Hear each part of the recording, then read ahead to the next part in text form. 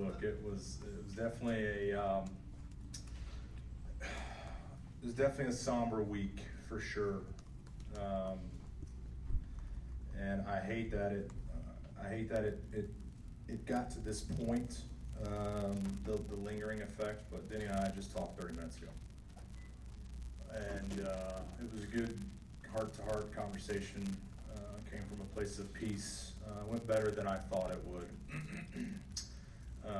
And he shared his side of things, and I shared mine, and we had common ground. And and I told him this. It was kind of funny because I kind of sent him on a detour when I said, because I said you can go first, and then he started talking, and 5 seconds in I said, just so you know, I'm not mad about getting fenced, going for the win.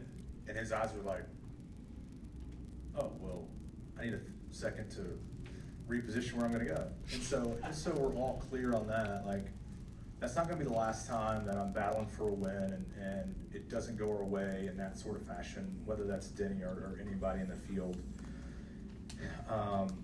But I'll be a little gracious here and say 95% of the people on this side of the catch fence look at that move as, oof, right? Oof, that's it.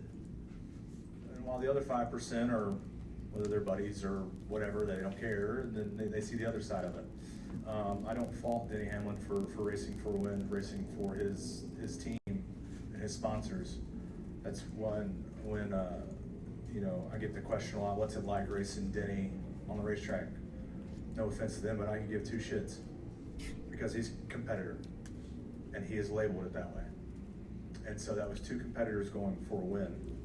And so as much as it didn't work out, I have to respect that. And I think Dale said it, I have every right to be pissed off about it, right? My biggest thing is that Toyota didn't win.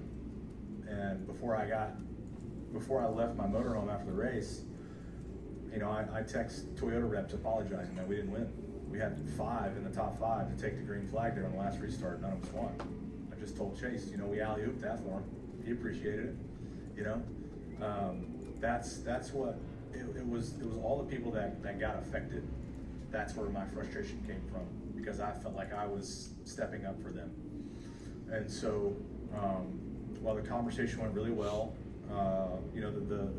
the pain is still there a little bit, but it definitely eased it. So I appreciate Denny's comments. Never want him to back down in any scenario, but I didn't get a chance to see the rest of the corner, and so yeah, that sucks. Is the pain just because you didn't win, or because it potentially cost you a shot at the title? Both. I don't expect to, I'm not an owner and a driver. I don't know what the thought process is or whatnot. It's easy to sit there and Monday quarterback it, or in this case Saturday quarterback it. But I'm sure it's a difficult thing to juggle.